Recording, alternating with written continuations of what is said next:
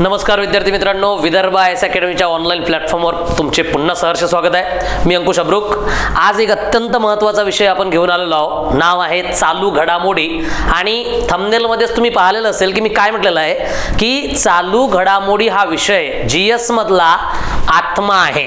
म्हणजेच एकंदरीत जर आपल्याला बोलायचं झालं तर संपूर्ण जीएसचा आपण अभ्यास करतो प्लॅनिंगफुली।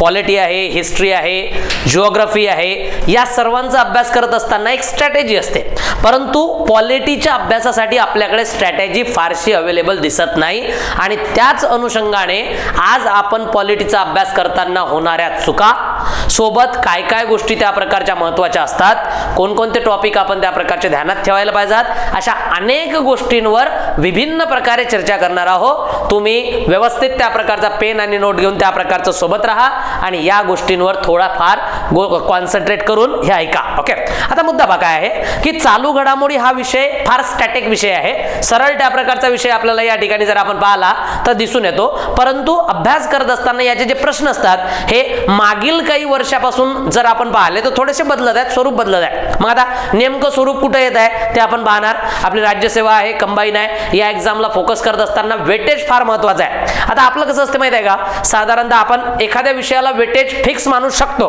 फॉर एक्झाम्पल आपण म्हटलं सायन्सचं वेटेज आपल्याला माहिती आहे, इकॉनॉमिक्सचं वेटेज 15 क्वेश्चन्स त्या प्रकारचे येणार आहेत, परंतु चालू घडामोडीचं जे वेटेज असते हे वाटते 15 परंतु ते 18 क्वेश्चन्स पर्यंत जाते। म्हणजे साधारणतः अर्थशास्त्रामध्ये सुद्धा अर्थशास्त्रामध्ये सुद्धा करंटचे प्रश्न आपल्याला दिसतात येताना, पॉलिटीमध्ये सुद्धा करंटचे प्रश्न येऊन जातात। त्यामुळे याचं वेटेज वाढलेलं असते लपलेल्या स्वरूपात आणि त्याच अनुषंगाने आज आपल्याला हा लेक्चर पाहायचा आहे। पण लेक्चर सुरू करण्याच्या आधी तुम्हाला एक सूचना द्यायची आहे, समजून घ्या। सूचना अशी आहे विद्यार्थी मित्रांनो की राज्यसेवा बॅचचा अभ्यास करणाऱ्या विद्यार्थ्यांसाठी एक खास सूचना आहे की अंतिम नावाची एक बॅच विदर्भच्या प्लॅटफॉर्मवर नवीन लॉन्च झालेली आहे येत्या मागील 10 तारखेपासून।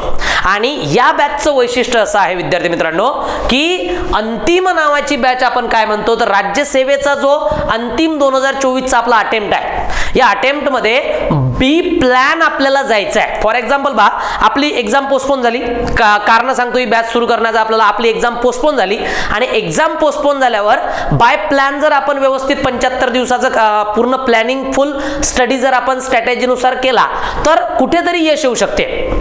एक विश्वेश्वरैया नावाचे फार इकॉनॉमिक्स मध्ये तज्ञ अर्थतज्ञ होते, त्यांनी म्हटलं होतं विदाउट प्लॅन, लक्षात घ्या, प्लॅन शिवाय कोणत्याच प्रकारचं यश लवकर मिळत नाही आणि त्याच इम्प्लिमेंटेशनवर आपण अंतिम नावाची बॅच आणलेली आहे। याच्यामध्ये काय विद्यार्थी मित्रांनो 1 to 1 मेंटॉरशिप आहे। आता मेंटॉर काय करतो तुम्हाला माहिती आहे, ओके, अर्जुनाला सुद्धा अर्जुनाच्या मागे सुद्धा द्रोणाचार्य होते आणि अर्जुनाने कार्य केलं, अर्जुनाने जरी डोळा फोडला असेल, अर्जुनाने जरी युद्ध केलं असेल तर त्याच्या मागे असणारे द्रोणाचार्य फार महत्त्वाचे असतात आणि त्याच अनुषंगाने तो एक ताण पडत असतो पुढच्या व्यक्तीवर। तो जरी अर्जुन असला, तुम्ही जरी आजचे अर्जुन असेल तरी तुमच्यावर ताण देणारा कोणीतरी पाहिजे, नाहीतर तो ताण तेवढ्या प्रकारे क्षमता जी आपल्यात आहे ती वापरली जात नाही आणि तुमच्यामध्ये जी क्षमता आहे ती पूर्णपणे जर वापरायची असेल, तुमच्यामधला जो काही सोर्स त्या प्रकारचा आहे तो जर पूर्णपणे वापरायचा असेल तर तुम्हाला एक व्यक्ती लागतो, तो म्हणजे मेंटॉर। आणि हा जो मेंटॉर आहे त्या अनुषंगाने तुम्हाला 75 दिवसाच्या प्लॅनिंग मध्ये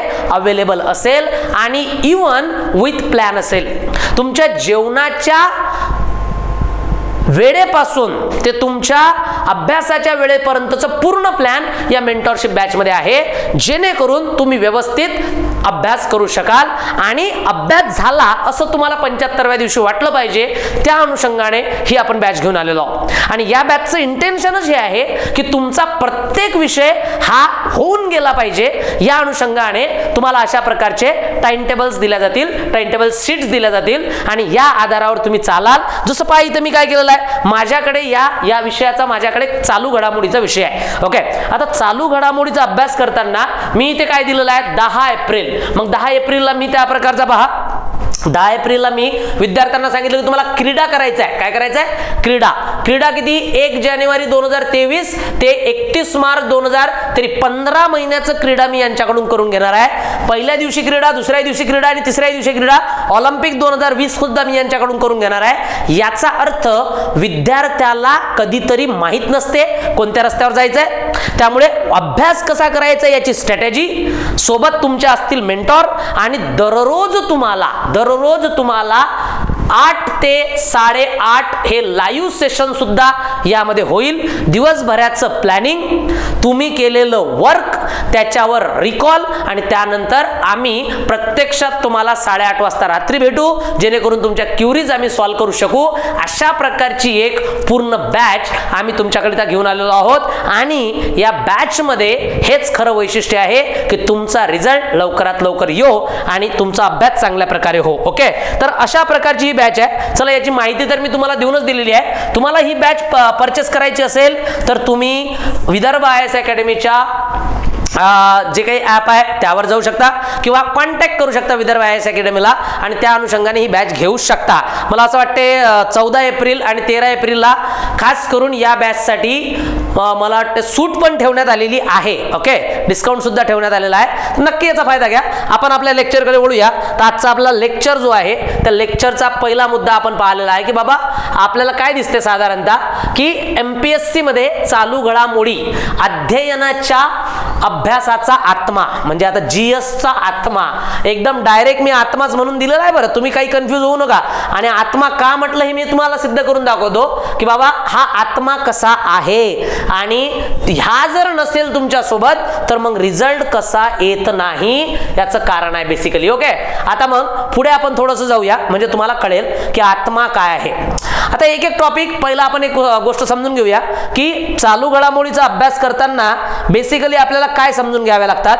पहा, तुम्ही जेव्हा चालू घडामोडीचा अभ्यास सुरू केला त्यावेळेला तुम्ही काय करता, एका वर्षाचा अभ्यास करता. ओके, एका वर्षाचा अभ्यास चालू घडामोडीचा करणे हे सर्वात चुकीचं आहे. पहिलाच माझा मुद्दा सांगत आहे, हेच करू नये. ओके, चालू घडामोडीचा अभ्यास करत असताना मिनिमम 3 वर्षाचा चालू घडामोडीचा अभ्यास व्यक्तीचा असला पाहिजे. समजून घ्या की एक व्यक्ती याला ऑस्कर नावाचा पुरस्काराचा अभ्यास करायचा आहे. एक ऑस्कर नावाचा पुरस्कार आहे. ओके, आता ऑस्कर पुरस्काराचा जर अभ्यास करायचा आहे तर आपण काय करणार की हा 2023 चा आपण अभ्यास केला. ओके, 2024 ला पुन्हा त्या ऑस्कर आला तर पुन्हा अभ्यास करावा लागेल, आणि 2025 ला आला तर पुन्हा अभ्यास करावा लागेल. यामुळे आपला जास्तीत जास्त टाइम स्पेंड होतो. हे टाळण्यासाठी आपण काय करायचं विद्यार्थी मित्रांनो, पहा की आपली स्ट्रॅटेजी काय आहे. पहिले आपण पूर्वपरीक्षा देतो, पूर्वपरीक्षा, त्यानंतर आपण मुख्य परीक्षा देतो. काय देतो? मुख्य परीक्षा. आणि त्यानंतर जर आपण पाहिलं तर त्यानंतर आपण कधी कधी पुन्हा पूर्व परीक्षा देतो. अशा प्रकारे जेव्हा आपण स्पर्धा परीक्षेला सुरुवात करत असतो तर जर ही मुख्य निघाली तर आपण पुढे जाणार, आणि नाही निघाली तर आपण पुन्हा पूर्व देणार आणि पुन्हा काय करणार, मुख्य देणार. अशा प्रकारे आपलं सुरुवातीचं प्लॅनिंग असते, मी तुम्हाला सांगत आहे. ओके, पहा म्हणजे अशा प्रकारचं स्वरूप आहे. आता 2023 ची समजा तुम्ही मुख्य पूर्व दिली तर तुम्ही 2024 मध्ये काय देणार, याची मुख्य देणार किंवा त्याच वर्षी देणार, किंवा 2025 ची पुन्हा 2024 ची पुन्हा पूर्व देणार आणि त्याची मुख्य त्या प्रकारची 2024 किंवा 25 ला देणार. याचा अर्थ काय आहे की एका वर्षात रिझल्ट नाही आला तरी आपल्याकडे चालू घडामोडीचा जो विषय आहे हा साधारणतः 3 वर्षाचा असणं गरजेचं आहे, जेणेकरून पूर्वला मुख्यला वेगवेगळा अभ्यास करता कामा नये. आपण कॉन्फिडंटली अभ्यास केला पाहिजे की हो माझी पूर्वपरीक्षा निघते आणि त्या अनुषंगाने जर माझी पूर्वपरीक्षा निघाली तर मग मुख्याचा अभ्यास करताना मला पुन्हा चालू घडामोडीचे पुस्तकं विकत घेताना किंवा डबल अभ्यास करताना माझा वेळ वाया जाता कामा नये. अशा प्रकारची स्ट्रॅटेजी असावी. मग अशा प्रकारची स्ट्रॅटेजी करण्यासाठी काय करावं लागेल? अशा प्रकारची स्ट्रॅटेजी करण्यासाठी पहिले तर 3 वर्षासाठी एक रजिस्टर करा. मी आता सांगत आहे तुम्हाला, कोणी सांगितलं आहे नाही सांगितलं आहे मला माहित नाही, परंतु मी या अनुषंगाचं प्लॅनिंग तुम्हाला सांगत आहे, त्याला फॉलो करा. करंट अफेअर मध्ये लक्षात घ्या, मी 15 पैकी 15 आउट ऑफ या टॉपिक्स मध्ये घेऊन दाखवलेले आहेत माझ्या स्ट्रॅटेजीनुसार. तुम्ही जर या पॅटर्न न गेले, ओके, आता माझ्या पॅटर्न जर गेलं तर माझं पॅटर्न पहा कसं आहे. माझं पॅटर्न आहे की माझ्याकडे एक रजिस्टरचं बुक आहे. आता रजिस्टर म्हणजे हे ब्लँक बुक आहे, लक्षात घ्या. एक मी त्या प्रकारे 300 मोठे पेजेसचं एक बुक बनवलं. त्याच्यामध्ये मी काय केलेलं आहे की एक मी आता ऑस्कर पुरस्कार लिहित आहे. समजा हे मी माझं पेज आहे, याच्यावर मी ऑस्कर पुरस्कार टाकला, पुरस्कार. ओके, आता हा ऑस्कर पुरस्कार. मग मी लिहिताना काय लिहिलेली आहे, ऑस्कर पुरस्काराची स्थापना यावर्षी झाली, पहिला ऑस्कर याला मिळाला होता, ऑस्कर पुरस्कार ही संस्था देते, वगैरे वगैरे वगैरे सर्व माहिती मी इथपर्यंत लिहून टाकली. ओके, आणि हा ऑस्कर होता 2023 चा. ओके, आता मुद्दा काय आहे, मी पुन्हा 2024 ला हाच मूर्खपणा डबल करायचा नाही, हे ध्यानात ठेवायचं. आपल्याला करताना स्मार्टनेस वापरावा लागेल. एकच व्यक्ती जर तो डबल डबल पुन्हा करत असेल तर मग त्याला लक्षात घ्या, आपण इथे वेळात गिनूया. कारण इथं समजून घ्या, आता मी काय करणार, 2024 मध्ये जर ऑस्कर आला तर मी ते डबल लिहिणार नाही. मला काय करायचं आहे, मला फक्त एक गोष्ट करायची आहे की 2024 साठी 4, 5, 8, 10 लाईन सोडून द्यायचे आहेत की 2024 ला याला ऑस्कर भेटेल आणि 2025 मध्ये मला लाईन सोडून द्यायचे आहेत की याला ऑस्कर भेटेल. ओके, अशा प्रकारे आपल्याला काय होते की हे एक फिक्स माहिती आपल्याकडे झालेली आहे. 2024 मध्ये ऑस्कर आला तो या चित्रपटाला भेटला, लक्षात घ्या, तो या ऍक्टरला भेटला, या दिग्दर्शकाला भेटला, या अभिनेत्रीला भेटला, मी लिहिला. 2025 ला तो पुन्हा आला. मला फक्त काय करायचं आहे, मला फक्त माझी नोट्स अपडेट करायची आहे, बाकी काहीच नाही. यालाच आपण चालू घडामोडीचा स्मार्ट स्टडी म्हणूया. ओके, तर मग याचा अर्थ काय समजून राहिला तुम्हाला की मी एकदाच अभ्यास केला आणि केला तर पूर्ण केला. ओके, मग प्रश्न कशा प्रकारचा येतो ते आपल्याला कळायला पाहिजे. मग आता सर्व याचा अभ्यास असा असेल काय, नाही, अजिबात नाही. सर्व याचा अभ्यास असा असूच शकत नाही. काही जे टॉपिक असतात हे ठरलेले असतात, त्याला म्हणणार मी फिक्स टॉपिक. आणि काही जे टॉपिक असतात हे अनसर्टेन असतात, आपल्याला माहित नसतात कोणत्या प्रकारचे येणार आहेत, त्याला मी काय म्हणणार, लक्षात घ्या. त्याला जर आपण या ठिकाणी पाहिलं तर ते जे टॉपिक्स आहेत ते आपण वेगळे काढूया. म्हणजे चालू घडामोडीचे जे बुक्स लागतील तुम्हाला, एक लागेल book number 1, that is a F, that is mean fix. Okay, तर हे फिक्स टॉपिक वाला बुक आहे ज्याच्यामध्ये चालू घडामोडी मी लिहिणार. आणि एक त्या प्रकारचं असेल, लक्षात घ्या, करंट वाला म्हणजे चेंजेबल बुक असेल माझं, ज्याच्यामध्ये मला चेंजेबल्स करंट अफेअर लिहायचे आहेत, जे चालू घडामोडीमध्ये इश्यू झालेले असतील किंवा जे चेंजेबल असतील अशा प्रकारचे. फॉर एक्झाम्पल आपण याच्यामध्ये पाहूया. आता साधारण आपण काय पाहूया, सर्व प्रकारचे पुरस्कार, सर्व प्रकारचे पुरस्कार, सर्व प्रकारचे पुरस्कार याच्यामध्ये येतील. कारण पुरस्कार हा सहसा तरी दरवर्षी दिला जातो. ओके, मग आता मी काय म्हटलं, पुरस्कार जर आपण पाहिला तर या ठिकाणी मी म्हटलं मॅन बुकर. ओके, आता हा साहित्याचा पुरस्कार आहे, मॅन बुकर. ओके, किंवा साहित्य. मी म्हटलं लक्षात घ्या ज्ञानपीठ, ज्ञानपीठ हा सुद्धा साहित्याचा पुरस्कार आहे. ओके, मी म्हटलं साहित्य अकादमी हा सुद्धा त्या प्रकारचा साहित्य, आपल्याला साहित्याचा पुरस्कार दिसतो. ओके, किंवा मी घेतला ऑस्कर, मी घेतला नोबेल. ओके, असे अनेक पुरस्कार आहेत, मी घेतला आबेल. अशा अनेक पुरस्काराची यादी आहे जी दरवर्षी दिली जाते. त्यामुळे मी याला दरवर्षी अपडेट करणार नाही. मी फक्त याला एकच वेळा लिहून ठेवील. सेम पॅटर्न कोण वापरतात, जे चालू घडामोडीचे पुस्तक बनवतात ते लोक सेम अशा प्रकारचा पॅटर्न वापरतात. त्यांच्या कम्प्युटरमध्ये या प्रकारचं पॅटर्न फिक्स आहे, ते फक्त अपडेटेशन करतात आणि हे जे सेकंड बुक आहे हे मेंटेन करतात आणि मग त्याला पॅचअप करून तुमच्यापर्यंत पोहोचवतात. तुम्हाला स्वतःचं बुक स्वतःच तयार करायचं आहे, ध्यानात ठेवा. हा, बाहेरून सोर्सेस घेऊ आपण, पण तरी तुम्ही जर स्वतःचं बुक स्वतः तयार करत असाल तर तुमचा प्रश्न चुकणार नाही आणि तुम्ही जास्तीत जास्त या विषयामध्ये मार्क्स मिळवू शकाल. ही त्या प्रकारची लक्षात घ्या, मी इथं आश्वासन सांगतो. आता मुद्दा काय विद्यार्थी मित्रांनो समजून घ्या. हा झाला आपला पुरस्काराचा मुद्दा.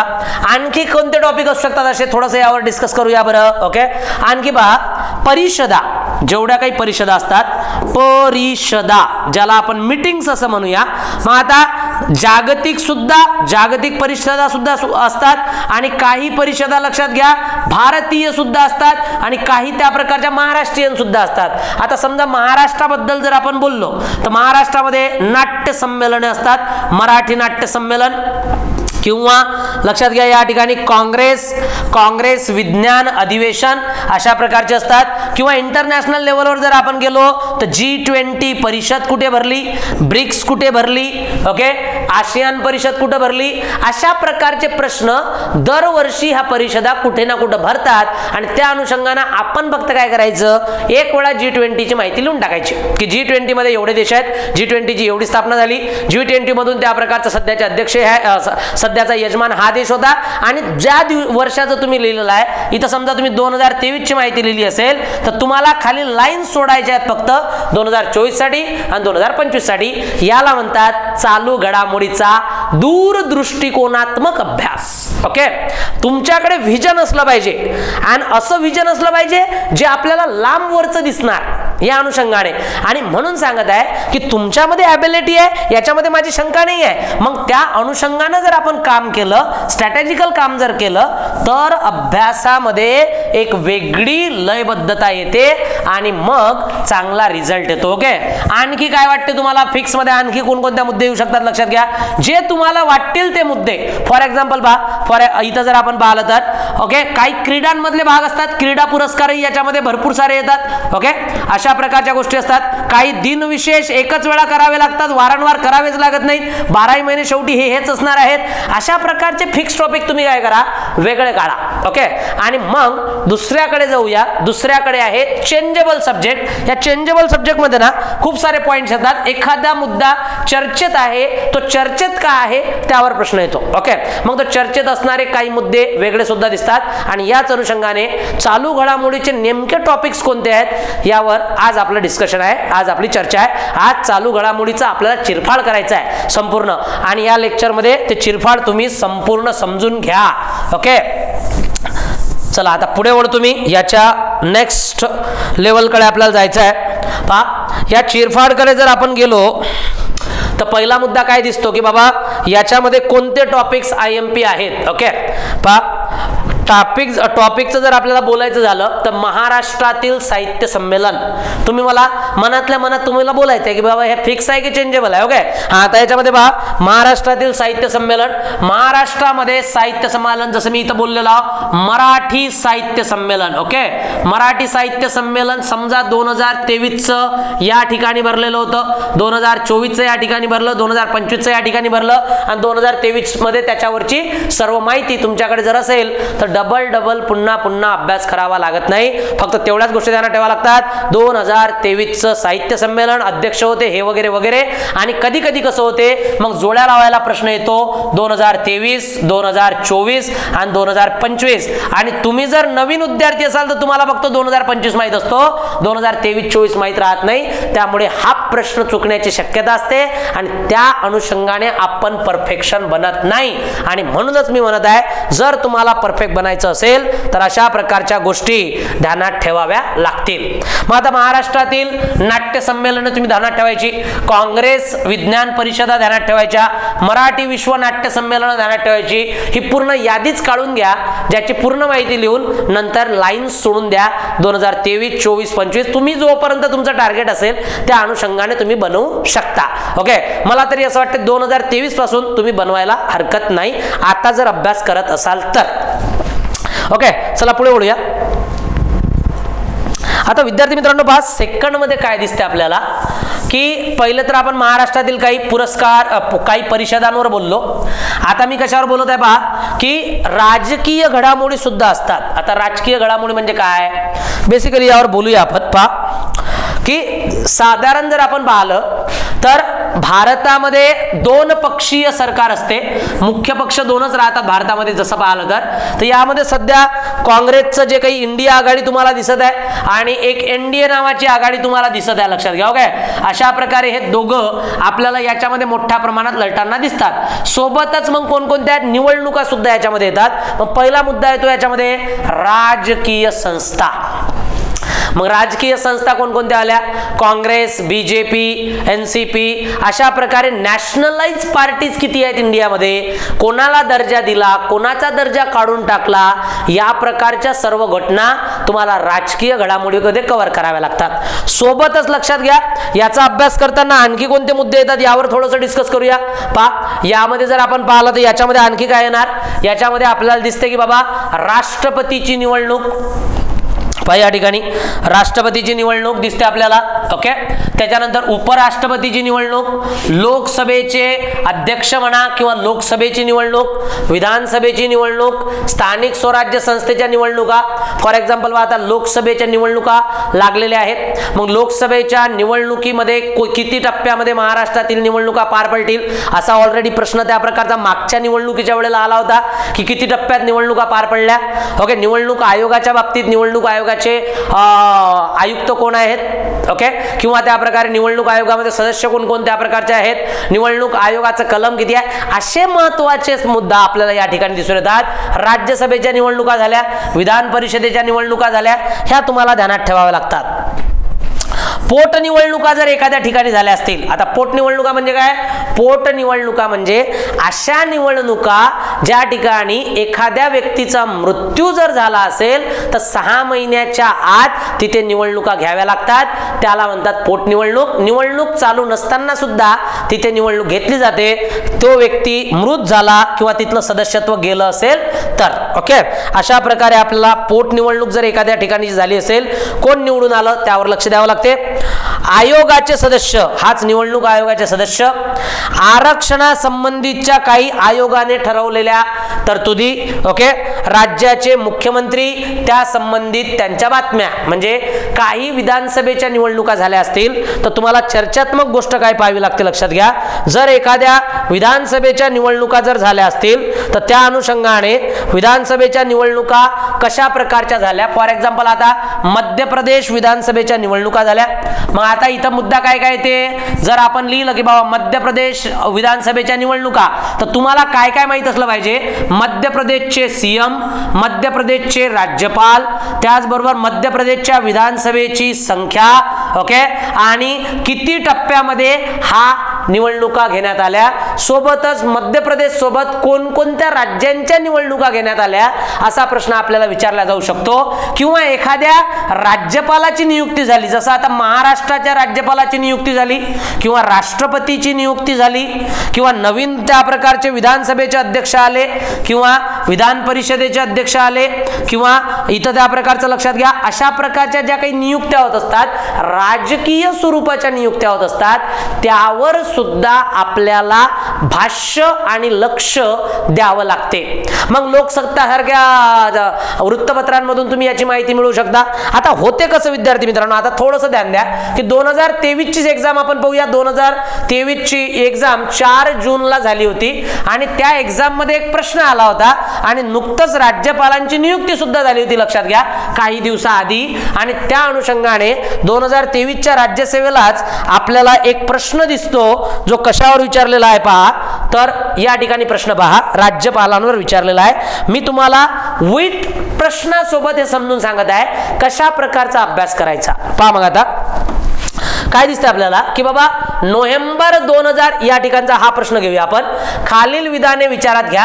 आता तुम्हाला हा प्रश्न दिसत आहे की नाही आहे मला त्याचं कन्फर्मेशन नाही आहे, परंतु मी हे वाचून दाखवतो, तुम्ही लक्ष द्या कारण याचं जरा प्रिंट जी आहे ना ती एकदम डल आहे, ध्यानात ठेवा. खालील विधाने विचारात घ्या. रमेश बैस यांची महाराष्ट्राचे राज्यपाल म्हणून नियुक्ती करण्यात आली. करेक्ट आहे, रमेश बैस महाराष्ट्राचे मुख्य राज्यपाल त्या प्रकारचे झाले. Okay, next. यापूर्वी ते त्रिपुरा राज्याचे राज्यपाल होते. करेक्ट होतं.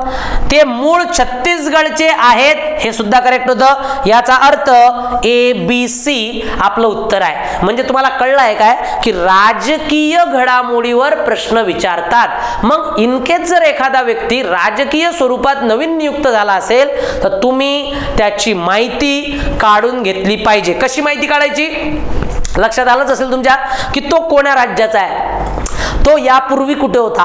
फॉर एक्झाम्पल CJI ची नियुक्ती झाली, सारे घटनात्मक पद विद्यार्थी मित्रांनो इथं आलेले आहेत. मी तुम्हाला एक क्लिअर करून देतो की मग अशी कोणकोणती घटनात्मक महत्वाची पदे आहेत. तर राष्ट्रपती तुम्हाला माहितच आहे की बाबा राष्ट्रपती तर आहेच आहे ना. ओके, सोबत सोबत त्या प्रकारे बाकीचे सुद्धा दिसतात आपल्याला. मग आता इथं राष्ट्रपती दिसतात. राष्ट्रपती आता हे तर 5 वर्षांनी नेमले जातात त्याच्यामुळे टेन्शनच नाही आहे. ओके, उपराष्ट्रपती हे यांची ज्या ज्या वेळेला नियुक्ती होणार तेव्हा तेव्हा ध्यानात ठेवायची आहेत. किंवा CJI यांची नियुक्ती काही काही दिवसांनी होत असते. ओके, त्याच्यानंतर लक्षात घ्या जर आपण पाहिलं तर CAG आहेत आपले, कॅग आहेत. ओके, त्याच्यानंतर जर पाहिलं तर महाधिवक्ता आहेत, ओके, किंवा मुंबई उच्च न्यायालयाचे न्यायाधीश आहेत महाराष्ट्रासाठी, किंवा जर आपण पाहिलं तर आपल्याला महान्यायवादी आहेत, महान्यायवादी, किंवा विविध ओबीसी आयोगाचे अध्यक्ष आहेत, महिला आयोगाच्या अध्यक्ष आहेत. अशा प्रकारचे जे काही घटनात्मक पद आहेत त्यांची नेमणूक जर झाली तर तुम्ही नियुक्ती नावाच्या टॉपिक मध्ये याला कव्हर करायला पाहिजे. आणि जर तुम्ही याला कव्हर करत असताना फक्त नाव पाठ नाही करायचं, तो व्यक्ती यापूर्वी कुठं होता, त्याचं एज्युकेशन काय आहे, अशा प्रकारच्या कोणा राज्याच्या संबंधित आहे, ओके, अशा प्रकारच्या सर्व गोष्टी तुम्हाला या ठिकाणी क्लिअर कराव्या लागतात, जेणेकरून तुमचा प्रश्न मल्टी लाइनर स्वरूपाचा जरी आला तरी तुम्ही तो सोडणार नाही. ओके, मग आता पुन्हा आपल्या टॉपिकवर आलो. इथे पहा, आताच मी तुम्हाला म्हटलं होतं की आंतरराष्ट्रीय परिषदा, आता पहा इथं काय दिलेलं आहे, नोव्हेंबर 2022 मध्ये 10वा आंतरराष्ट्रीय पर्यटन मार्ट परिषदच आहे ही, कोणते आयोजित करण्यात आली होती. मग अशा परिषदा आता मिझोरम मध्ये आयोजित करण्यात आली होती, लक्षात घ्या, सुरू करण्यात आली होती, आयोजित करण्यात आली होती. अशा वेळेला परिषदा सुद्धा मग कोणत्या, त्या काँग्रेस परिषद म्हणा, किंवा मी तुम्हाला सांगितलं G20 पासून ते ब्रिक्स पर्यंत, सार्क पासून ते त्या प्रकारचं बिमस्टेक पर्यंत, नाटो पासून ते एकंदरीत आशियान, ओपेक, अशा प्रकारच्या सर्व परिषदा कुठे भरल्या याची एक यादीच दरवर्षी आपण काढायला पाहिजे आणि स्टॅटिकली त्याचा अभ्यास करणं अत्यंत आवश्यक आहे. मग थोडंसं पुढे जाऊया, आपल्याला कळेल की बाबा आणखी काय काय मुद्दे आपल्याला या ठिकाणी दिसून येतात. पहा आता, हे तर आपलं झालाच, हा पोर्शन आपला झालेला आहे. जागतिक घडामोडी थोडंसं पाहूया, राजकीय पाहिल्या, आता थोडंसं जागतिक वर जाऊया, जगामध्ये जाऊया. ओके, पहा, जागतिक घडामोडीचे प्रश्न याचं व्हॅल्युएशन जर आपण काढलं तर 2 किंवा 3 प्रश्न तुम्हाला जागतिक चालू घडामोडीवर येतात. ओके, आणि मग त्या अनुषंगाने कोणते मुद्दे कव्हर करायचे तर या ठिकाणी पहा, जागतिक घडामोडीमध्ये भारताचे परकीय देशांसोबत असलेले संबंध. ओके, फार जर आपण एकंदरीत पाहिलं तर जगातनी घडलेल्या महत्वाच्या गोष्टी, आता महत्वाच्या गोष्टी म्हणजे ह्या युद्धाच्या गोष्टी असू शकतात, ओके, ह्या महिला संरक्षणाच्या गोष्टी असू शकतात, महिला संरक्षणाच्या गोष्टी असू शकतात, ह्या मानवी हक्काच्या गोष्टी असू शकतात, मानवी हक्काच्या असतील तर लक्षात घ्या, बिलकुलच ध्यानात ठेवायच्या. ओके, किंवा ह्या काही स्पोर्ट्स संबंधित असू शकतात. ओके, किंवा जर आपण पाहिलं तर अशा प्रकारच्या स्थानांतरा संबंधित असतात, जसा रोहिंग्यांचा प्रश्न त्या प्रकारचा निर्माण झाला होता, स्थानांतरा संबंधित प्रश्न निर्माण झाला होता. ओके, किंवा जर आपण पाहिलं तर अशा प्रकारे आणखी जर आपण पाहिलं, लक्षात घ्या, तर अनेक प्रकारच्या घटना आहेत, युनोच्या काही घटना असू शकतात. ओके, किंवा संयुक्त राष्ट्राच्या मधील काही युनेस्कोच्या घटना असू शकतात. अशा घटना सुद्धा आपण जागतिक लेवलवर काय करायच्या असतात, कव्हर करायच्या असतात, जेणेकरून त्या जर आल्या तर त्यावर आपला प्रश्न काय येणार, बरोबर येणार. मग आता आपल्याला युक्रेन आणि रशियाचं युद्ध दिसते, यावर ऑलरेडीच 2 प्रश्न विचारलेले आहेत. ओके, हा एक प्रश्न पहा या ठिकाणी काय म्हणते, आंतरराष्ट्रीय मध्ये जर आपण पाहिलं तर काही काही परिषद आहेत. मी आता बोलता बोलताच तुम्हाला सांगितलं होतं बाबा, आंतरराष्ट्रीयचा अभ्यास करताना काही संस्था असतात. ओके, आणि या संस्थांच्या काही परिषदा असतात, लक्षात घ्या. फॉर एक्झाम्पल ओपेक नावाची संघटना आहे, बिमस्टेक नावाची संघटना आहे, अशा प्रकारच्या संघटनांवर सुद्धा प्रश्न येतात. मग इथं प्रश्न काय विचारला पहा, जागतिक लेवलचे मला 2 प्रश्न इथं सापडलेले आहेत आणि प्रश्न कोण्या वर्षीचे आहेत, 2023 चेच आहेत, काही दूरची गोष्ट नाही आहे. आपण यामध्ये जर पाहिलं तर 2023 मध्ये असे आपल्याला प्रश्न विचारले. काय म्हणते प्रश्नाचं स्वरूप जागतिक प्रकारच्या, पहा, प्रश्न म्हणते की युनेस्कोने 2023चा आंतरराष्ट्रीय शिक्षण दिवस कोणत्या देशातील मुली महिलांना समर्पित केला. विद्यार्थी मित्रांनो, आठवत असेल मी थोड्या वेळापूर्वी काय म्हटलं होतं तुम्हाला की महिला हा अत्यंत जगातला सेन्सिटिव्ह टॉपिक आहे. लक्षात घ्या, मानव अधिकार आणि महिला ह्या जर तुम्हाला या करंट 3 गोष्टी बोलतो मी. ओके, तुम्ही बिलकुल ध्यानात ठेवा. महिला, मानवी हक्क आणि पर्यावरण या 3 गोष्टींच्या संबंधित जर तुम्हाला करंट अफेअर दिसलं, चालू घडामोडीचे गोष्टी दिसल्या, जागतिक लेवलवर त्या प्रकारचं याची दखल घेताना दिसले, तर याच्यावर प्रश्न येण्याची शक्यता दाट आहे, समजून घ्यायची. ओके, आता मग मुद्दा काय म्हणतो, तुमचा सेन्स जनरेट झाला पाहिजे. मग युनेस्कोने अशा प्रकारचे प्रश्न या ठिकाणी दिसून येतात. एक प्रश्न आणखी घेतो मी या ठिकाणी पहा. 2023 मध्ये कोणत्या देशाने ब्रिटिश राजेशाहीचा उल्लेख चलनी नोटेवरून वगळलेला आहे? म्हणजे जगामध्ये अशा प्रकारचे प्रश्न आपण एक्सप्लेनेशन नाही पाहता बरं, क्वेश्चन मी फक्त क्वेश्चन कसे येतात त्याचा एक आढावा देत आहे तुम्हाला. आणि मग अशा प्रकारे जगामध्ये जर मोठ्या मोठ्या घटना घडत असतील तर हे तुम्हाला दिसून येते. आणखी एक प्रश्न पहा, 25वी राष्ट्रीय गव्हर्नर परिषद 2022 कुठे भरली होती? म्हणजे पुन्हा एक प्रश्न कशावर आलेला आहे? परिषदेवर आलेला आहे. आणि जर तुमच्या फिक्स टॉपिक मध्ये अशा प्रकारच्या परिषदा लिहिलेल्या आहेत तर तुम्ही आतापर्यंत 5-6 मार्क्स कमावले ना. ध्यानात ठेवा, काही नाहीये, तुम्हाला तुमच्याच नोट्स मधून मी गॅरंटी देतो, जर तुम्ही आजपासून नोट्स तयार करणं सुरू केली असेल, इमानदारी ना, प्रामाणिकपणा फार जपावा लागतो या क्षेत्रामध्ये. जर तुम्ही प्रामाणिकपणे जर अशा प्रकारची नोट्स तयार करणे डेली तत्वावर सुरू केली असेल तर उद्या जे काही पेपर येतील आपल्या राज्यसेवेचे किंवा कंबाईनचे, त्यामध्ये तुमच्या नोट्स मधले प्रश्न असतील. ओके, आणि त्या अनुषंगाने मी सांगत आहे की अशा प्रकारचा अभ्यास तुम्ही करायला पाहिजे. म्हणजे तुम्ही किती कॉन्फिडंट असाल, लक्षात घ्या की तुमच्याच नोट्स मधले प्रश्न जर तुमच्या पेपरमध्ये आहेत तर नक्कीच तुम्ही पास झाल्याशिवाय राहणार नाही, पण त्यासाठी तुम्हाला आणखी संघर्ष करावा लागेल. अशा प्रकारच्या ज्या जागतिक घडामोडी असतात यांनाच आपण आंतरराष्ट्रीय घडामोडी म्हणतो. मग आता याच्यामध्ये काय आहे, संयुक्त राष्ट्राचा मानवी हक्कासंबंधित असलेल्या घडामोडी आपल्याला माहित असल्या पाहिजेत. काही शिखर परिषदा जगामध्ये भरत असतात, त्या ध्यानात ठेवायला पाहिजेत. सोबत नाटोची शिखर परिषद आपण समजून घेऊ शकतो, आशियान शिखर परिषद, बिमस्टेक वगैरे वगैरे, ह्या सर्व शिखर परिषदा आपल्याला दिसून येतात. सोबत पहा काय म्हणते की जागतिक तत्वावर काही महत्वाचे करार, जसं अमेरिका आणि उत्तर कोरिया यांच्यात एखादा करार झाला, भारत आणि अमेरिकामध्ये त्या प्रकारचा 2005 मध्ये अणुविषयक करार झाला होता. अशा प्रकारचे अनेक करार होत असतात आणि हे करार तुम्हाला बिलकुल ध्यानात ठेवावे लागतात. 2016 मध्ये सुद्धा एक महत्वाचा करार त्या प्रकार झाला होता. तर जगामध्ये असे करार झाले की लगेच प्रश्न येतो आणि मग असे जर प्रश्न आले तर तुम्हाला ध्यानात ठेवणं अपेक्षित आहे, ते लिहिणं गरजेचं आहे. ओके, सोबतच ध्यानात ठेवा आणखी काय असते आंतरराष्ट्रीय लेवलवर. आंतरराष्ट्रीयवर मिस वर्ल्ड सारख्या काही टुर्नामेंट्स असतात. मिस युनिव्हर्स मध्ये त्या प्रकारच्या जे काही आयोजित केलेल्या काही सभा असतात. मिस युनिव्हर्स वगैरे कोण आहे, ती जर भारताची असेल तर खास करून तिच्याबद्दल थोडीशी माहिती काढून घ्यावी. ओके, एखाद्या संस्थेवर पहा, आणखी एक गोष्ट मला या ठिकाणी जाणून बोलायची आहे. एखाद्या संस्थेवर, एखादी संस्था आहे, युनोची संस्था आहे, ओके, किंवा आता हेग मधील त्या प्रकारचं न्यायालय आहे नेदरलँड मधील, या नेदरलँडच्या न्यायालयावर भारतीय व्यक्तीची वर्णी लागली, म्हणजे भारतीय व्यक्ती निवडला गेला आणि या ठिकाणी हा बसलेला आहे. तर तुम्ही विद्यार्थी मित्रांनो, एखादा आंतरराष्ट्रीय स्तरावर भारताचा व्यक्ती जाऊन बसतो, त्या व्यक्तीला तुम्ही निग्लेक्ट करू शकत नाही. त्या व्यक्तीबद्दल सर्व माहिती काढून टाकावी.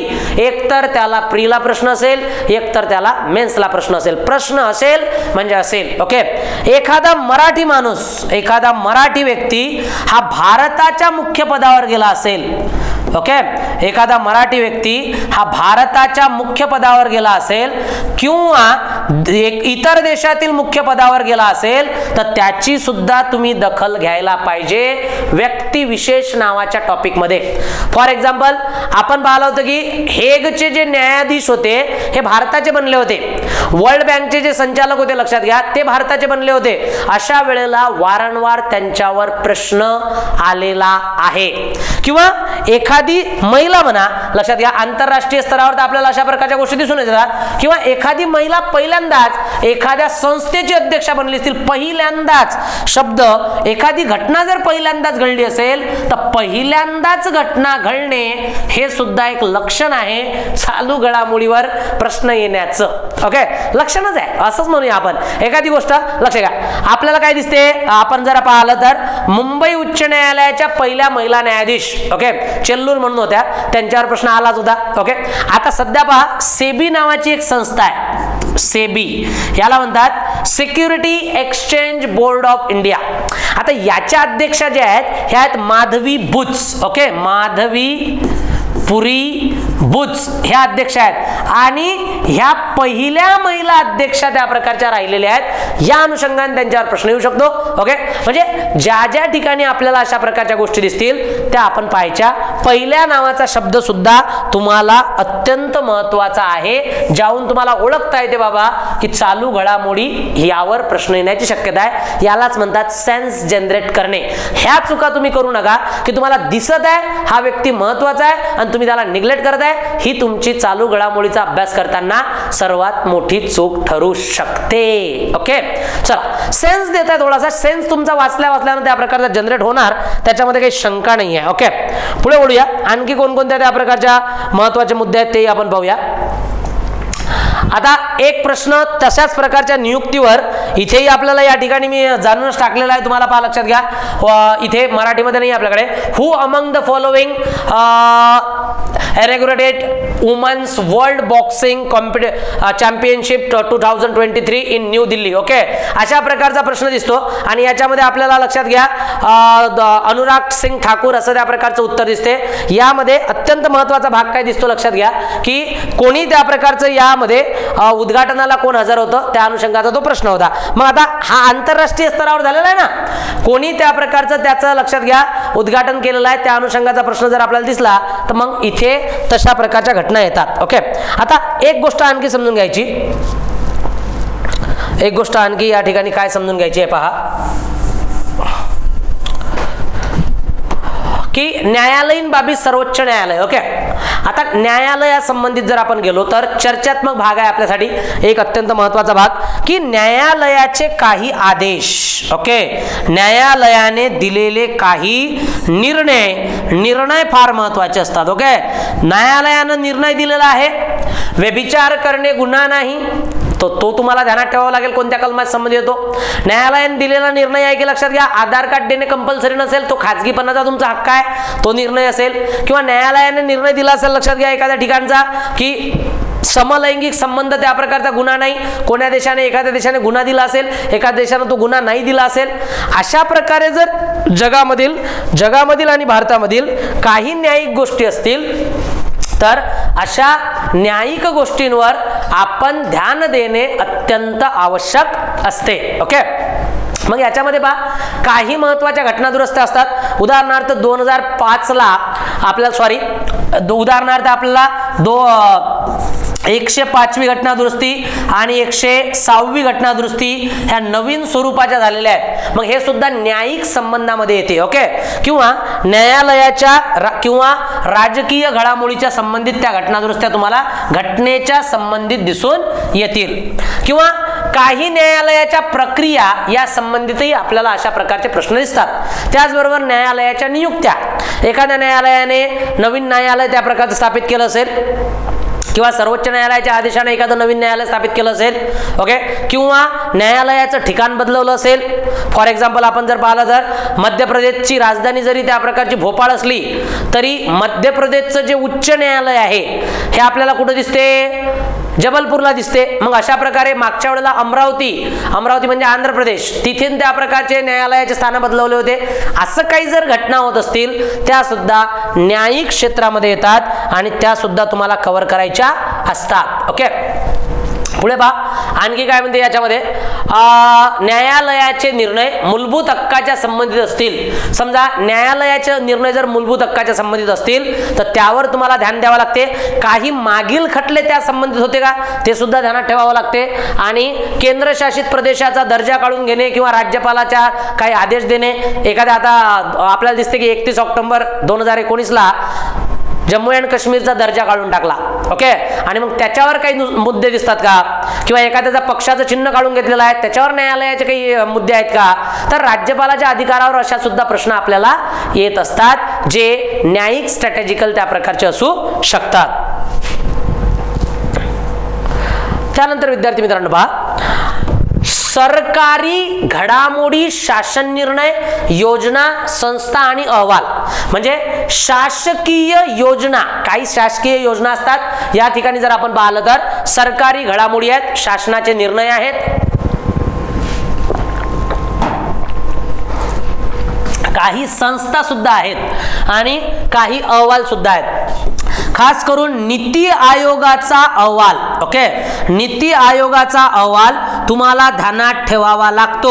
ओके, आणि जर आपण पाहिलं की मागच्या वेळेला सुद्धा नीती आयोगाच्या अहवालावर प्रश्न आलेला आहे. काही स्वच्छतेचे अहवाल असतात. एखाद्या ग्रामपंचायतीला स्वच्छतेचा पुरस्कार मिळाला, एखाद्या तालुक्याला स्वच्छतेचा पुरस्कार मिळाला, अशा प्रकारचे पुरस्कार तुम्हाला ध्यानात ठेवावे लागतात. यावर सुद्धा प्रश्न आलेले आहेत. सरकारी शासनाचे काही निर्णय असतात. पहा, शासन काय काय करते. शासन बऱ्याच ठिकाणी GR काढते. शासनाच्या संबंधित तुम्ही 3 गोष्टी ध्यानात ठेवायच्या माझ्या. ओके, 1 नंबरची पहिली गोष्ट त्या प्रकारची मी सांगत आहे, लक्षात घ्या. शासन निर्णयामध्ये ती म्हणजे काय की शासन काय करते, काही योजना काढत असते आणि शासनाने जर योजना काढल्या तर या योजनांमध्ये आपल्याला समजून घ्यायचं की बाबा आपल्याला काय करायचं आहे, त्या योजने संबंधित जर कोणता टोल फ्री नंबर असेल तर तो तुम्हाला ध्यानात ठेवायचा आहे. ओके, जर त्या योजने संबंधित एखादं पोर्टल असेल तर ते तुम्हाला ध्यानात ठेवायचं आहे, किंवा त्या योजने संबंधित कोणते लाभार्थी आहेत ते तुम्हाला ध्यानात ठेवायचं आहे. अशा प्रकारे एखादी जर सरकारने निर्णय किंवा हे घेतला असेल तर त्या संबंधित एखादं स्पेशल ऍप दिलं असेल, लक्षात घ्या, ऍप दिलेलं असेल ते तुम्हाला ध्यानात ठेवायचं आहे, जेणेकरून त्याचं नाव तुम्हाला सांगता आलं पाहिजे. ओके, म्हणजे मागच्या वेळेला पोर्टलवर प्रश्न आलेले आहेत. ओके, किंवा काही महत्वाचे लॉंग फॉर्म्सवर सुद्धा प्रश्न येतात. जसं मागच्या वेळेला भीम नावाच्या या लॉंग फॉर्मवर सरकारच्या आदेशानं डिजिटल इंडिया भारत बनलेला आहे. मग आता भीम नावाचा लॉंग फॉर्म या ठिकाणी विचारला होता आपल्याला. भारत इंटरफेस फॉर मनी असं दिसते. ओके, तर एकंदरीत काय असे तुम्हाला शासकीय निर्णयाचे काही महत्वाचे मुद्दे येतात आणि एखादं महामंडळ स्थापित करण्यासाठी घेतलेला निर्णय वगैरे वगैरे दिसून येतो. आणखी काय काय म्हणते पहा. आणखी जर सरकारनं जाहीर केलेल्या गोष्टी, पर्यावरणात संबंधित आलेले मुद्दे. मी तुम्हाला सरळ सरळ सांगत आहे, पर्यावरण अत्यंत सेन्सिटिव्ह मुद्दा आहे. जागतिक हवामान परिषदेपासून की आजपर्यंतच्या झालेल्या पर्यावरणाच्या परिषदा, एखादी युनियनने त्या प्रकारचे पर्यावरणासाठी घोषित केलेल्या काही मोहिमा, त्यांच्यावर आपल्याला प्रश्न येतात. जागतिक लेवलवर जर पर्यावरणाच्या संबंधित काही चालू असेल तर ते तुम्ही नक्कीच ध्यानात ठेवायचं. पर्यावरणासंबंधीच्या काही घटना असतील तर त्या नक्कीच ध्यानात ठेवायच्या. रामसर स्थळ म्हणजे जे पाणथळ जमिनीला अशा प्रकारचा जो एक दर्जा दिला जातो रामसरचा, जसं महाराष्ट्रामध्ये नांदूर मधमेश्वर हे जे महत्वाचं अभयारण्य आहे नाशिक मधलं, या नांदूर मधल्या नाशिक मधल्या अभयारण्याला पहिला दर्जा त्या प्रकारचा दिलेला आहे. तो म्हणजे कोणता, रामसर स्थळाचा पहिला दर्जा महाराष्ट्रात कोणाला भेटला तर नांदूर मधमेश्वरला. अशा प्रकारच्या गोष्टी आपल्याला दिसतात. प्रदूषणाचे अहवाल, जगातील सर्वात प्रदूषित देश कोणता आहे, देशांमधून नंतर सिटीज कोणत्या आहेत लक्षात घ्या, ते आपल्याला ध्यानात ठेवणं फार आवश्यक असते आणि त्याचे अहवाल येत असतात दरवर्षीला. असे अहवाल तुम्हाला लिहून काढावे लागतात आणि मग स्वच्छ शहर मोठ्यानुसार अस्वच्छ शहर, गेल्या काही वर्षापासून इंदोर नावाचं शहर सर्वात स्वच्छ शहर होत आहे, यावर सुद्धा प्रश्न विचारलेले आहेत. ओके, कोणतं शहर स्वच्छ आहे. प्रदूषणाच्या बातम्या. आणखी पाहिजे काय म्हणते, एक अत्यंत महत्वाचा टॉपिक आहे नामशेष प्रजाती. ओके, काही हरणांच्या प्रजाती आहेत ज्या नामशेष होत चाललेल्या आहेत. ओके, काही त्या प्रकारच्या बिबट्या वाघांच्या प्रजाती आहेत. ओके, अशा अनेक प्रजाती असतात ज्यांना रेड यादीमध्ये आपण समाविष्ट करत असतो. ओके, आता रेड यादीमध्ये जर एखाद्याचा समाविष्ट झालेला असेल तर अशा नवीन प्राण्यांचा समावेश कोणा जर केला तर तो सुद्धा आपल्या चालू घडामोडीच्या मुद्द्यामध्ये येतो. फक्त रेडच नाही, या पर्यावरणा संबंधित बऱ्याचशा याद्या या ठिकाणी जाहीर होत असतात. ओके, चला पुढे जाऊया, थोडंसं आणखी समजून घेऊया. तुम्हाला माहितच आहे या संबंधित बाकीच्या गोष्टी आपल्याला दिसूनच येतात. ओके, आता पहा, सरकारी योजना, शासकीय काही महत्वाच्या योजना असतात. योजना हा एक फिक्स टॉपिक आहे चालू घडामोडीचा, ज्यावर प्रश्न येणार म्हणजे येणार. योजनांची यादी साधारण तुमच्याकडे महत्वाच्या 25 योजना असायलाच पाहिजेत आणि ह्या गेल्या मागील काही वर्षातल्या असू शकतात. फॉर एक्झाम्पल मागील 10 वर्षातील सुद्धा असू शकतात. ध्यानात ठेवायचं, कारण काही जनधन योजनेसारखी योजना अत्यंत जुनी योजना आहे, 2014-15 मधल्या ह्या योजना आहेत, तरीही त्यावर 2022 मध्ये प्रश्न विचारलेले आहेत असं आपल्याला निदर्शनास आलेलं आहे. PM उजाला योजना काही गॅससाठी आपल्याला दिसते, पीक विमा योजना आहे, कन्या शिक्षण योजना आहे, नमामि गंगे आहे, जिव्हाळा योजनेवर मागच्या वर्षी प्रश्न विचारला, तुरुंगातील लोकांच्यासाठी कैद्यांसाठी योजना सुरू केली होती, आयुष्यमान भारत आहे, भारतमाला आहे. अशा प्रकारच्या योजनांची तुम्ही एक यादी काढायची. आता पहा योजनांच्या संबंधित अभ्यास करताना काय काय करायचं याची एक स्ट्रॅटेजी देतो, बिलकुल ध्यानात ठेवा. पहिला, एक योजना तुम्ही वाचली, ती योजनेचं नाव तुम्हाला पहिल्यांदा लिहून ठेवायचं आहे, ही योजना आहे. दुसरी गोष्ट, ही योजना कोणत्या सरकारची आहे? जर केंद्र सरकारची असेल तर केंद्र सरकार तुम्हाला लिहायचं आहे. जर ही राज्य सरकारची असेल तर कोणतं राज्य सरकार आहे, जर महाराष्ट्र असेल तर महाराष्ट्र, मध्य प्रदेश असेल तर मध्य प्रदेश, तेलंगणा असेल तर तेलंगणा असं लिहावं लागेल. कारण मी तुम्हाला सांगतो 2020 ला वयोश्री योजना आणि एक त्या प्रकारचं लक्षात घ्या, तेलंगणाची एक संबंधित काही योजना, त्यावर ऑलरेडी प्रश्न आले होते की ही योजना कोण्या राज्याची आहे. म्हणजे याचा अर्थ आपल्याला अभ्यास करत असताना योजना फक्त महाराष्ट्र आणि केंद्र सरकारच्या करायच्या नाही आहेत, तर महाराष्ट्र, केंद्र सरकार प्लस काही राज्यांच्या विशेष योजना ज्या खास करून चर्चेत असतील. फॉर एक्झाम्पल एक प्रश्न असाही विचारला होता की लाडली बेटी योजना. आता ही जी लाडली बेटी योजना आहे ना, लाडली बेटी योजना ही मध्य प्रदेशची होती, लक्षात घ्या, मध्य प्रदेश. आणि जर ही मध्य प्रदेशची लाडली बेटी योजना असेल तर या ठिकाणी आपल्याला दिसून येते की ही योजना आपल्याला राबवताना दिसून येते मध्य प्रदेश. मग आपलं उत्तरही काय असायला पाहिजे? मध्य प्रदेश. ओके, तर हे आपल्याला साधारणतः या ठिकाणी दिसून येते. हे झालं, दोन गोष्टी लिहिल्या. त्याच्यानंतर या योजनेचा खर्च जर दोघां मिळून असेल, सरकारकडून असेल, तर केंद्र सरकारनं समजा याच्यामध्ये 50% टाकली असेल व्हॅल्युएशन, याचा रेशो असेल, आणि राज्य सरकारचा 50% असेल, तो एक रेशो तुम्ही लिहून टाकायचा जर असेल तर. त्याच्यानंतर या योजनेचे लाभार्थी कोण आहेत ते तुम्हाला लिहून काढावे लागतील. आता लाभार्थी म्हणजे फॉर एक्झाम्पल जर आपण पाहिलं उजाला योजना, याचे लाभार्थी जे गरीब कुटुंबातील असतात त्यांना गॅस दिला जातो. ओके, किंवा APJ अब्दुल कलाम अमृत आहार योजना, ओके, ही त्या प्रकारची आपल्याला दिसून येते. किंवा आपण जर पाहिलं तर एखादी योजना आणखी बघू आपण, आता हेच लाडली बेटी योजना, याचे लाभार्थी कोण आहेत? ओके, तर या महिला आहेत, पुरुष नाही आहेत. तर काही ठिकाणी तुम्हाला विचारलं जरा कोण आहे? जिव्हाळा योजना. आता जिव्हाळा योजना जर आपण पाहिली तर जिव्हाळा योजनेचे जे लाभार्थी आहेत ना, हे कैदी आहेत, म्हणून तुम्हाला ऑप्शन्स मध्ये ते दिले जातात आणि त्या अनुषंगाने तुम्हाला ते ओळखावे लागतात. ओळखावे म्हणजे काय? परफेक्शनच पाहिजे. ओके, अक्कड बक्कड बंबे बोत चालणारच नाही आहे. त्याच्यामुळे आपल्याला ते ओळखावे न लागता एक परफेक्शन आलं पाहिजे, म्हणून हे साऱ्या गोष्टी प्रत्येक योजनेच्या संबंधित तुम्ही मांडून ठेवायला पाहिजेत. आणि एक्झामला जात असताना त्याची रिव्हिजन हमखास झाली पाहिजे, याच्याबद्दल शंका नसावी.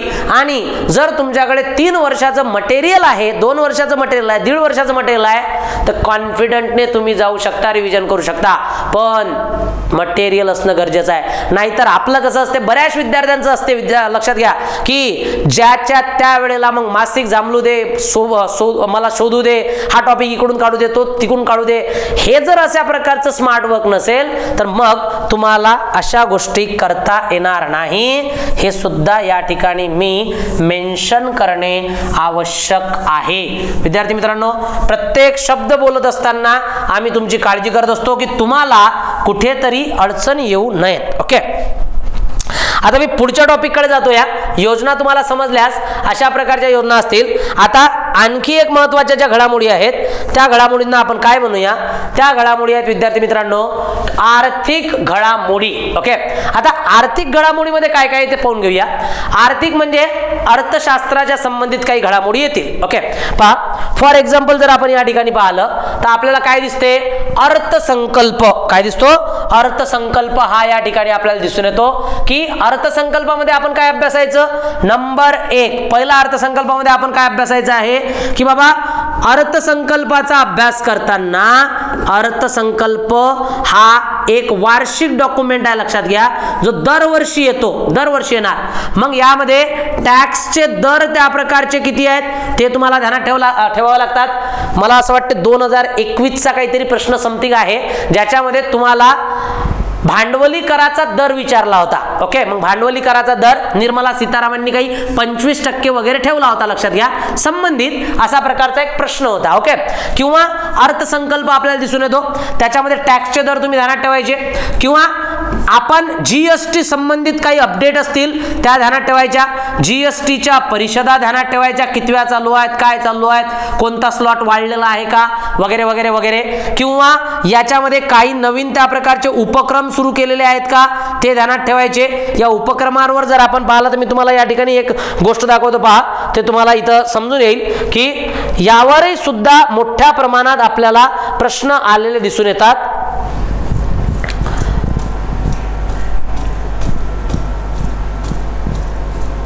आता इथे पहा, हा प्रश्न पहा, पेन्शन फंड मुखर्जी एक नियुक्ती आहे ती. ओके, सॉरी, इथे त्या प्रकारचे ते प्रश्न नाही आहेत. तर एकंदरीत जर आपण पाहिलं तर साधारणतः आपल्याला अशा प्रकारच्या गोष्टी दिसून येतात.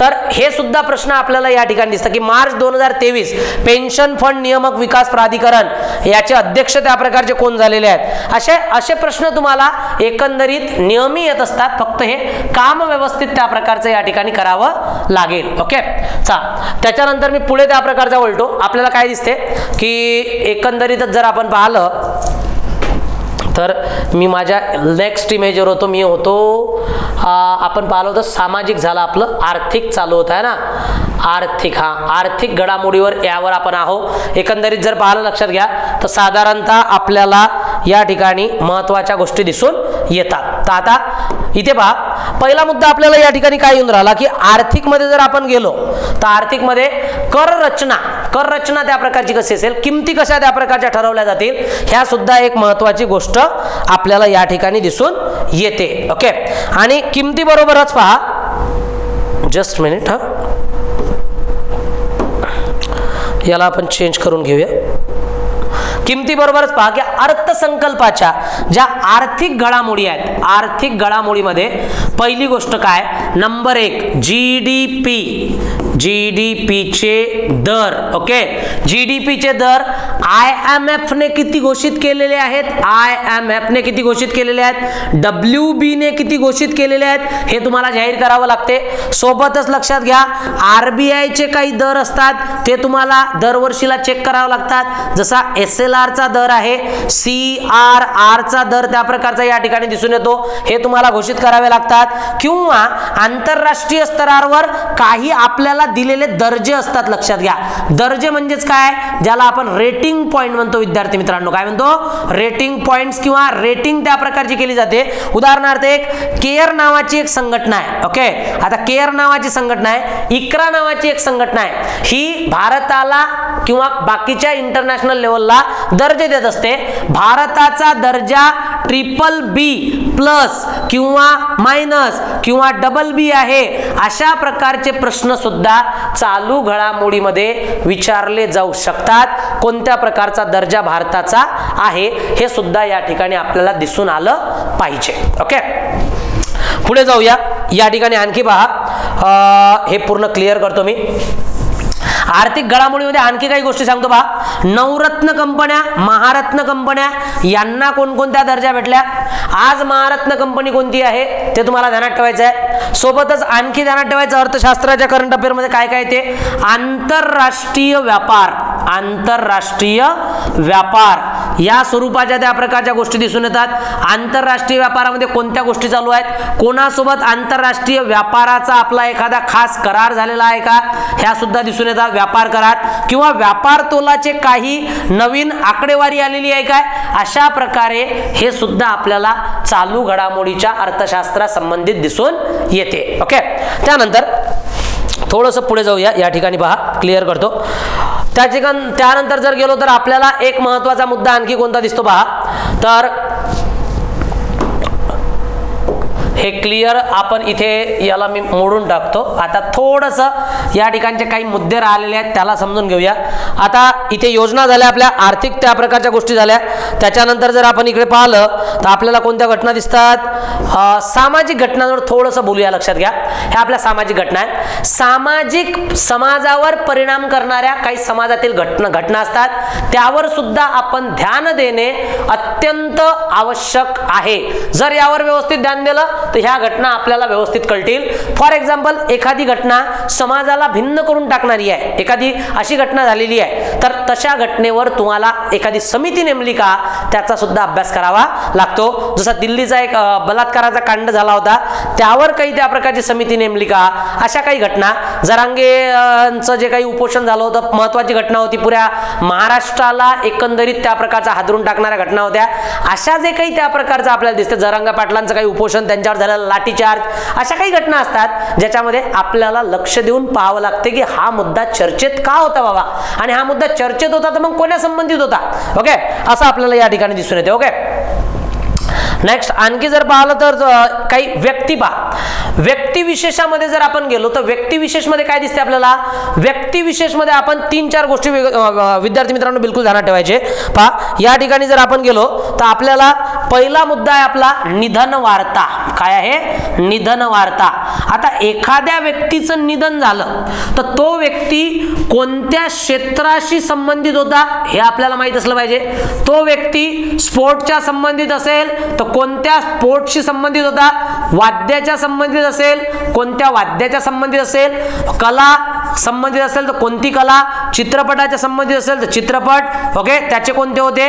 अशा प्रकारची माहिती बेसिकली आपण काढून घेतली पाहिजे. ओके, आणि त्याचबरोबर लक्षात घ्या, एखाद्या व्यक्तीची जर नियुक्ती असेल किंवा एखाद्या व्यक्तीचा जर राजीनामा असेल तर ह्या सुद्धा घटना आपल्याला व्यक्तिविशेष मध्ये दिसून येतात. जर आता इथं लिहिलेलं आहे, लक्षात घ्या, CAG म्हणून या व्यक्तीची नियुक्ती झाली, ते एवढ्या क्रमांकाचे CAG आहेत, अशा प्रकारचे मल्टीलायनर व्यक्तिविशेष मध्ये तुम्हाला दिसून येतात. मग नवीन नवीन नियुक्त्या 3 प्रकारच्या मानल्या जातात. एक इंटरनॅशनल लेवलवर जर नियुक्ती झाली तर, एक स्टेट लेवलवर त्या प्रकारची नियुक्ती झाली असेल तर, आणि एक त्या प्रकारची सेंट्रल लेवलवर जर नियुक्ती झाली असेल तर, अशा नियुक्त्या काही महत्वाच्या ध्यानात ठेवायच्या. जर त्याच्यामध्ये मराठी व्यक्ती असतील तर अधिकच जास्त ध्यानात ठेवायचं, हे सुद्धा तुम्हाला लक्षात घेणे गरजेचं आहे. ओके, पहा पुढे ओढूया आणखी. आता सामाजिक घटना पाहिल्या, नियुक्त्या पाहिल्या, व्यक्तिविशेष पाहिले, त्याचबरोबर व्यक्तीमध्ये आणखी कोणती घटना आहे ते पहा. व्यक्तींमध्ये जर आपण पाहिलं तर या ठिकाणी आपल्याला काय दिसते की त्यांनी लिहिलेली काही महत्वाची पुस्तके. लक्षात घ्या, व्यक्तींनी लिहिलेली काही महत्वाची पुस्तके, त्यांचे काही चित्रपट यांच्या संबंधित सुद्धा आपल्याला ध्यानात ठेवावं लागते. जसं आता दादासाहेब फाळके चित्रपट पुरस्कार आपल्याला दिसतो की दादासाहेब फाळके पुरस्कार. आता हे सुद्धा व्यक्तिविशेष मध्येच येणार ना, एक व्यक्तीला आपण पुरस्कार देत आहोत, मग दादासाहेब फाळके पुरस्कार कोणाला भेटला हा फिक्स टॉपिक मध्ये येणार. दरवर्षी जर भेटत असेल तर या वर्षी भेटला, दुसऱ्या वर्षी भेटला, तिसऱ्या वर्षी भेटला, अशा प्रकारचं दिसून येणार. किंवा महाराष्ट्र भूषण पहा तुम्ही, आता महाराष्ट्र भूषण कोणाला भेटला, अशा प्रकारचा व्यक्तिविशेष असेल. म्हणजे पुरस्कार सुद्धा आला आणि व्यक्ती सुद्धा आला, हे दोन्ही कव्हर या ठिकाणी करावे लागतात. कोण्या लेखकांची जर पुस्तके लिहिलेली असतील तर पुस्तकांची एक यादीच आपण करायला पाहिजे, जे महत्वाचे असतात. विचारलं जाते हे पुस्तक कोण्या व्यक्तीचे आहे, कशा संबंधित आहे, अशा प्रकारचे मुद्दे चालू घडामोडीमध्ये बेसिकली विचारल्या जाणारच. त्यानंतर पहा, काही महत्वाचे पुरस्कार आहेत विद्यार्थी मित्रांनो. पुरस्कारामध्ये जर आपण पाहिलं तर ऑस्कर, ज्ञानपीठ, साहित्य अकादमी, आंतरराष्ट्रीय पुरस्कार, यावर मी आधीच बोललेलो आहो जेव्हा आपलं झालेलं आहे, लक्षात घ्या. अशा प्रकारचे पुरस्कार, आणखी भरपूर सारे पुरस्कारांची यादी फिक्स मध्ये येते आणि ती तुम्ही फिक्स करून ठेवायलाच पाहिजे असं मला एकंदरीत वाटते. त्याच्यानंतर पहा, हे सर्व अशा प्रकारचे टॉपिक्स येत असतात आणि अशा टॉपिकचा अभ्यास करत असताना आपण 2 गोष्टी नेहमी ध्यानात ठेवाव्या की अभ्यास जेव्हा करतो त्यावेळेला त्याचा बाकीच्या काही घटनांवर प्रभाव पडतो का किंवा मग सोर्सेस कोणते असतात हे सुद्धा माहित असलं पाहिजे. सर्वात IMP महत्वाचा आणखी एक घटना म्हणजे कोणती, तर ती म्हणजे क्रीडा. ओके, ज्याला आपल्याला सोडायचं नाही आहे. हा क्रीडा विषयक जो मुद्दा आहे लक्षात घ्या, हा सुद्धा आपल्याला कव्हर करायचा आहे. सोबतच त्याच्यामध्ये मग ऑलिम्पिक असो, ऑलिम्पिक तर तुम्हाला दर 4 वर्षांनी ज्या ऑलिम्पिक होतात त्या करायच्या आहेत. जसं यावर्षी मी विद्यार्थ्यांना सजेस्ट केलं आहे की 2020चा ऑलिम्पिक 2024ला सुद्धा येऊ शकतो, म्हणून आपण 2020चा सुद्धा ऑलिम्पिक अभ्यासून घ्यायचा आणि 2024ला जर झाला तर तो 26 पर्यंत प्रश्न देणार आहे तुम्हाला. ओके, एशियन्स गेम सारख्या स्पर्धा, क्रिकेट कप सारखे, tennis tournament, football, FIFA world cup किंवा क्रिकेट वर्ल्ड कप मधल्या त्या प्रकारच्या काही महत्वाच्या घटना, उदाहरणार्थ IPL वर सुद्धा प्रश्न आलेला आहे. IPL मधला सर्वात महाग खिलाडी कोण होता, मला वाटते काही समथिंग वर्षापूर्वी आला होता, लक्षात घ्या, जयदेव उनाडकर, यावर सुद्धा प्रश्न आलेला आहे. मग एकंदरीत काय आहे, कोणत्या खेळाडूला कोणता पुरस्कार भेटला असेल, ध्यानचंद सारखा पुरस्कार, यावर प्रश्न येतात. आणि जर असे प्रश्न आले तर ते उत्तर सुद्धा आपल्याला देता आली पाहिजेत. आता पहा, स्पोर्ट मध्ये अत्यंत महत्वाचं इथं पहा, काही म्हणजे स्पोर्टचा अभ्यास करताना आपल्याला काय दिसते, इथं प्रश्न काय विचारला पहा, थोडंसं समजून घेऊ आपण. इथे प्रश्न विचारलेला आहे, एका इकडे दिलेले आहेत पुरस्कार. आता ध्यानचंद पुरस्कार, अर्जुन पुरस्कार फार महत्वाचे आहेत स्पोर्ट्स संबंधित. मग इथं पुरस्कार दिलेला आहे, तुम्हाला दिसत नसेल मी वाचून दाखवतो की या ठिकाणी नाव दिलेलं आहे भक्ती कुलकर्णी, जोड्या लावायचा प्रश्न आहे. आता भक्ती कुलकर्णी एका ठिकाणी दिलेली आहे साक्षी कुमारी आणि एका ठिकाणी दिलेला लक्ष्य सेन आणि एका ठिकाणी खेळ दिलेले आहेत बॅडमिंटन, कबड्डी, बुद्धिबळ. साक्षी कुलकर्णी मे बी तुम्हाला बुद्धिबळ संबंधित दिसते, साक्षी कुमारी कबड्डी संबंधित आणि बॅडमिंटन संबंधित त्या प्रकारचे लक्ष्य दिसतात. अशा प्रकारचे प्रश्न सुद्धा आपल्याला स्पोर्टवर येतात आणि स्पोर्टवर एक ना एक प्रश्न असतोच. म्हणजे काही खिलाडी तुम्ही ध्यानात ठेवायचे, ते कोण्या स्पोर्टच्या संबंधित आहेत ते ध्यानात ठेवायचं आणि इव्हन फक्त पुरस्काराचा अभ्यास न करता तुम्ही स्पोर्ट विषयक सुद्धा काही पुरस्कार असतात त्यांना सुद्धा ध्यानात तुम्हाला ठेवायचा आहे. मग तो ध्यानचंद पुरस्कार असो, जर तो ध्यानचंद पुरस्कार असेल तर तो ध्यानात ठेवायचा आहे. ओके, काही आंतरराष्ट्रीय दर्जाचे पुरस्कार येतात ते ध्यानात ठेवायचे आहेत, लक्षात घ्या. ओके, काही विम्बल्डन असतात, कोण जिंकलं, टेनिस मध्ये विम्बल्डन असतात, USA ओपन असतात, फ्रेंच ओपन असतात, त्या प्रकारच्या गोष्टी ध्यानात ठेवायच्या आहेत. फिफा वर्ल्ड कप आहे तो तुम्हाला ध्यानात ठेवावा लागतो. ओके, अशा अनेक गोष्टी. आता सध्या तर नॅशनल गेम्स सुद्धा चालू आहेत, लक्षात घ्या. ओके, नॅशनल गेम्स किंवा त्या प्रकारचं युथ गेम्स, अशा अनेक गोष्टी आहेत ज्या आपल्याला ध्यानात ठेवाव्या लागतात. सोबतच एक महत्वाची आणखी गोष्ट आहे की केसरी कुस्तीच्या ज्या काही स्पर्धा आहेत लक्षात घ्या, त्या सुद्धा महत्वाच्या ठरतात, ज्याच्यामध्ये आपल्याला महाराष्ट्र केसरी स्पर्धा यासारखे मुद्दे सुद्धा कव्हर होताना दिसतात. तर आजच्या लेक्चरला आपण अत्यंत महत्त्वाचं कव्हर केलेलंच आहे. मी तुम्हाला पुढील लेक्चरचं एक सेशन सांगतो की या सर्व क्रीडा अभ्यासाचा अभ्यास करत असताना आपण पाहत असतो, पण मी तुमच्यासाठी साधारणतः 2023 ते 2024 चे जे मार्च आहे तिथपर्यंतच्या चालू घडामोडी क्रीडापासून सुरू करणार आहे. मग क्रीडा नावाच्या चालू घडामोडी तुम्हाला 2 पार्ट मध्ये किंवा 3 पार्ट मध्ये भेटून जातील युट्यूबच्या लेक्चरवर अशाच प्रकारे. ओके, तर तुम्ही करंट अफेअर माझ्यासोबत शिकणं सुरू करा. सोबत हा व्हिडिओ तुम्हाला नक्की नेक्स्ट टाइम दिसून येईल आणि त्या अनुषंगाने आपण काम करेल. ओके, आता राहिलं काय, एवढा सारा अभ्यास केल्यानंतर राहिले सोर्सेस. सर हे सारा अभ्यास त्यांना सोर्स कोणते वापरावेत, तर सोर्स साठी सुद्धा आपल्याकडे लक्षात घ्या, तुम्हाला मी बेसिक सांगत आहे या ठिकाणी सोर्स कोणते वापरावेत तर तुम्ही वापरू शकता किंवा तुम्ही तुमच्या आणखी तुमचा काही सेल्फ वगैरे असेल तर त्याने सुद्धा करू शकता. ओके, तर पहा, पहिला माझा मुद्दा इथे सांगत आहे मी की अभिनव प्रकाशन हे सुद्धा एक चांगलं बुक आहे, याचा सुद्धा वापर करू शकता. पृथ्वी परिक्रमा प्लस योजना मासिक हे प्रत्येक महिन्याला येतात, म्हणजे मासिक आहे त्यामुळे महिन्याला येणार, सोबत मासिक सुद्धा घ्यायचं आहे. किंवा सिम्प्लिफाईड हे सुद्धा बेस्ट आहे. ग्रीन बुक विदर्भ IAS हे सुद्धा बेस्ट आहे, प्रत्येक महिन्याला येते, अत्यंत स्वस्त आहे. आणि त्या अनुषंगाने याचा रेफर मी तुम्हाला इथे त्या प्रकारचा रेफरन्स देत आहे जेणेकरून तुम्ही अभ्यास करू शकता बाय बुक्स. आणखी काही रेफरन्स जर मला या ठिकाणी द्यायचे असले, फॉर एक्झाम्पल लक्षात घ्या, तर आणखी एक रेफरन्स मी या ठिकाणी द्यायचा माझी इच्छा आहे, ज्याच्यामध्ये लक्षात घ्या काय की आपण रीडिंग नुसार कशासोबत जायचं आहे. तर रीडिंग मध्ये जर आपण पाहिलं तर तुम्ही दोन गोष्टी ध्यानात ठेवा की तुम्हाला लोकसत्ता वाचायचं आहे, लोकसत्ता तुम्हाला वाचावा लागेल. महाराष्ट्र मटा जर भेटत असेल तर वाचा, अन्यथा वाचण्याची गरज नाही आहे, लोकसत्तावरून होऊन जाईल. आता UPSCचे ऍस्पिरंट असेल तर तुम्ही त्या प्रकारचे द हिंदू वाचू शकता, इंडियन एक्सप्रेस वाचू शकता. राज्यसभा टीव्ही जर घरी असाल तर राज्यसभा टीव्ही पाहायची, किंवा बिग पिक्चर्स चर्चा किंवा योजना मासिक तुम्हाला वाचायचं आहे. हे सोर्सेस आहेत पण कंपल्सरी नाही आहे, मॅन्डेटरी नाही आहे. तुम्ही जर पहिले सोर्सेस जरी वापरले तरी या अनुषंगाने तुमचा चालू घडामोडीचा अभ्यास ऑटोमॅटिकली होतो. आणि जर तुम्ही आणखी एक छोटासा सोर्स सांगत आहे, लक्षात घ्या की 10-15 मिनिटाच्या रेडिओवर बातम्या येत असतात, त्या जर ऐकल्या तर थोड्याशा आंतरराष्ट्रीय घडामोडी चर्चेत काय आहे ते समजून येते. ओके, तर विद्यार्थी मित्रांनो, मी प्रयत्न केला आजच्या लेक्चरला तुम्हाला चालू घडामोडीची संपूर्ण स्ट्रॅटेजी देण्याचा, स्मार्ट वर्क देण्याचा, तुमच्या चुका लक्षात आणून देण्याचा, आणि कोणकोणते टॉपिक महत्त्वाचे असतात यावर आपण थोडीशी सखोल चर्चा केलेली आहे. तर नक्कीच तुम्हाला समजलं असेल. पुढच्या वेळेस पासून मला तुमच्याकडे 3 वर्षाचेच रजिस्टर दिसेल अशी सुद्धा अपेक्षा आहे. ज्यांनी माझा व्हिडिओ पाहिला असेल तर आजच्यासाठी मी इथे थांबतो आणि तुमची रजा घेतो. जय हिंद, जय महाराष्ट्र.